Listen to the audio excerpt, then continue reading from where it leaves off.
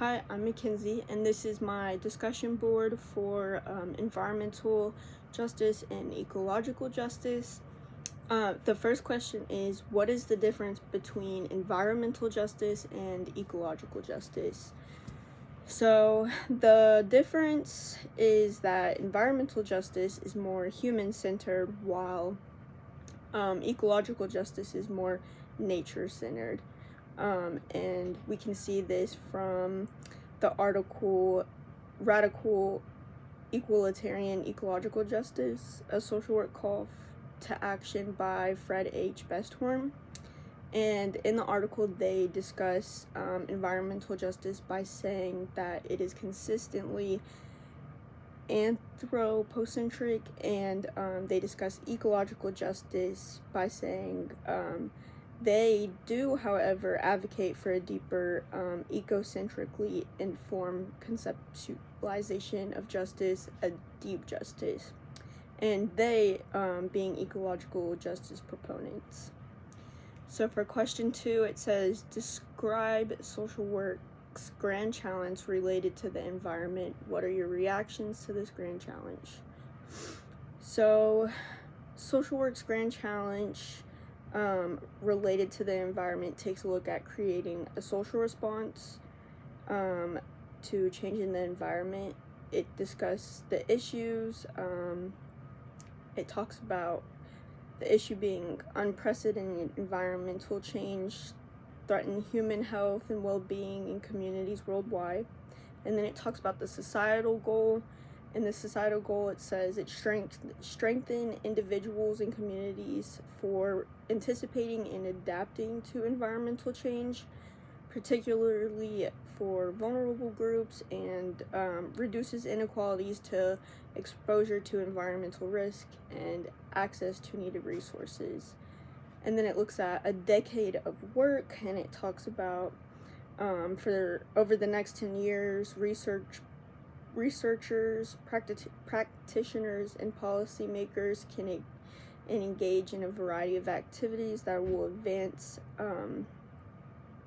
the grand challenge and social work achievements focused on disaster risk, education, environmentally displaced populations, community,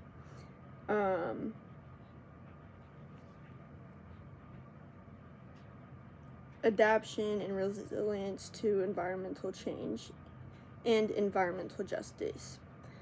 And then there's also a section for resources, and it said, well, I'm not going to go over the resources, but and then also, aside from like the PDF document on the page, it has a section for some policy recommendations. There was one from 2024 too, so, but my reaction to this is I think it's a good idea. The plan is good, but there's just so much that goes into it, and I feel like it's gonna take longer than 10 years. So then we have question number 3, and that is, what are the 3 pieces of information you learned about the topic of environmental justice and ecological justice? So number 1, I said from the article Radical Equalitarian Ecological Justice, a social work call to action. They mentioned that we've had 40 years of environmental justice, and the world is just getting worse. So that, I don't know, the environmental justice is just not something I really, I mean, I've thought about it, like, as far as like pollution and climate change, etc., but it's just something I never thought about in depth, I guess. So to see that piece of information from the article, I was just like, okay. And then the second thing I learned about was from the video, A Brief History of Environmental Justice, and it mentions that nationally, the facilities where we dump our garbage and process dangerous chemicals tend to be located in poor and minority communities, and I didn't know that. It makes sense. It makes sense because in communities where the rich people live, or just better wealthier communities, there's not a whole lot of issues that seem to arise with the environment, climate change, and stuff like that. So I was surprised at that, but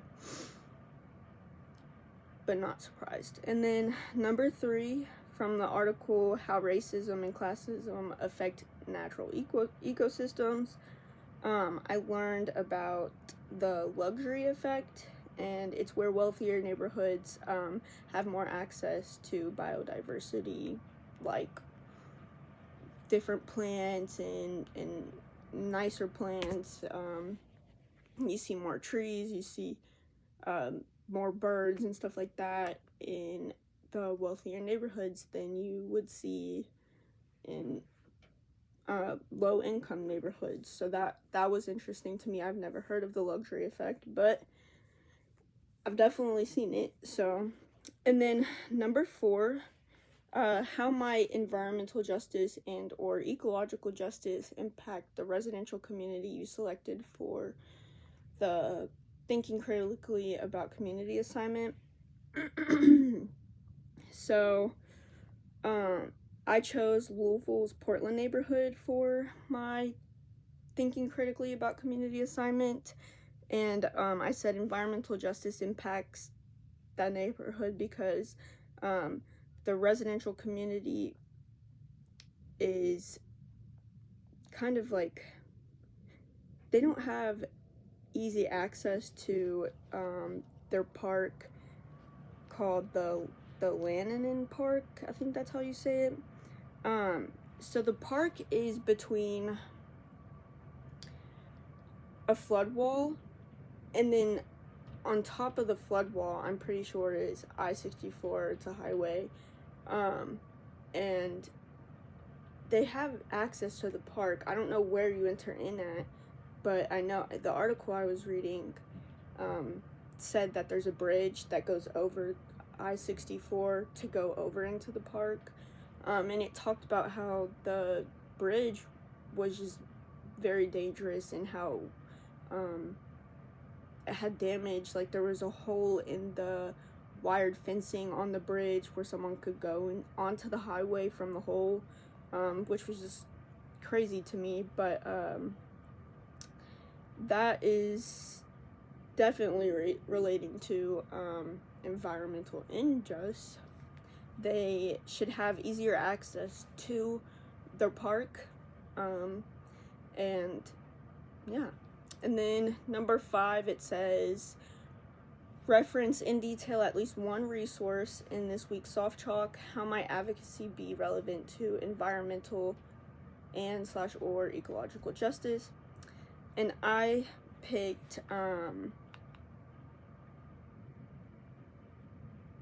the community toolbox, and it talks about the model for getting started, and it gives guidance on how to begin taking action in the community, and it begins with assess, and it says learning what issues matter to the community and what resources may be available, and then it follows with plan, and it says planning provides overall direction on the road that leads from where things are now to where they hope they will be. And then following plan, they have act, and it says you have identified something that you and your community care about, and it is time to take action. And then following act is evaluate, and it proposes the question, how do you know that your initiative is working? And then finally, the last step, being sustained, it says some important work has been started. How do you keep your efforts going? And then, yeah. And then after each step, after assess, plan, act, etc., sustain, it gives resources that would allow you to help with those specific steps. So I thought that was pretty cool. And then how might advocacy be relevant to environmental and or ecological justice? So advocacy is relevant to environmental and ecological justice, just like advocating for justice in general is relevant. Advocacy is essential for creating systemic change and ensuring that for things like environmental and ecological justice, that either human or nature's needs are prioritized. So yeah, thank you.